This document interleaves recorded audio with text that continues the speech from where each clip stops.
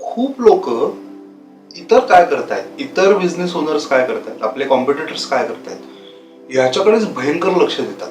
त्याच्या सोशल मीडियावरती पोस्ट कशा असतात, त्याच्या ऑफर्स काय आहेत, त्याच्याकडे कुठली डिश आहे, रेस्टॉरंट ओनर असतील, कॅफेज असतील तर किती गर्दी आहे, एखादी सर्व्हिस असेल तर त्याचे एक्झॅक्टली क्लायंट्स कोण आहेत, त्याच्याकडे एम्प्लॉईज कोण कोण आहेत, याच्याकडे खूप वेळ अनेक फाउंडर्स लक्ष देत असतात किंवा त्याचे शोध घेत असतात. पण बेसिकली होतंय काय की तुम्ही तुमचा वेळ त्या कॉम्पिटिटरवरती, त्या दुसऱ्या बिझनेसवरती, ज्याच्यातनं तुम्हाला काही पैसे मिळणार नाहीयेत, अशा बिझनेसवरती तुम्ही लक्ष केंद्रित करताय.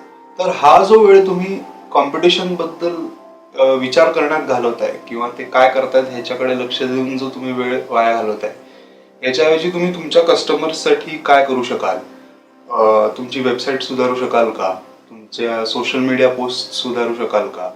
किंवा तुमचे जे एम्प्लॉईज आहेत किंवा तुम्ही ज्यांच्याबरोबर काम करता त्यांच्याबरोबर चांगलं रिलेशनशिप डेव्हलप होऊ शकेल का? या गोष्टींकडे जर तुमचा फोकस राहिला तर जे कस्टमर्स तुमचे आहेत ते तुम्हाला जास्त सपोर्ट करतील. सर्व्हिस चांगली मिळाल्यामुळे किंवा प्रॉडक्ट इम्प्रूव्हमेंट झाल्यामुळे तुम्हाला बिझनेस हळूहळू जास्त मिळायला लागेल. सगळ्यात मोठा ह्याचा बेनिफिट असा होतो की तुम्हाला रेफरन्सेस खूप मिळायला लागतात. म्हणजे जर छोटे बिझनेसेससाठी सगळ्यात महत्वाचं कॉम्पिटिशन किलर आहे वर्ड ऑफ माउथ.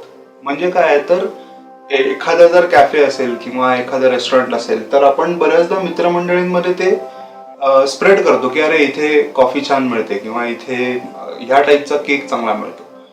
तर हे तुम्हाला कॉम्पिटिटर्सकडे लक्ष देऊन हा बेनिफिट मिळणार नाही. त्यापेक्षा तुमच्या कस्टमर्सकडे, पोटेन्शियल कस्टमर्सकडे लक्ष द्या आणि कॉम्पिटिशन ही तुमच्याशी आहे हे लक्षात ठेवा. बाकी कॉम्पिटिशन काय करताय हे त्यांच्या फाउंडर्सना बघू दे. आपण ज्या कंपनीचे मालक आहोत किंवा आपण जो उद्योगधंदा चालवतोय आपण त्याच्याकडे लक्ष देणं हेच सगळ्यात महत्वाचं आहे.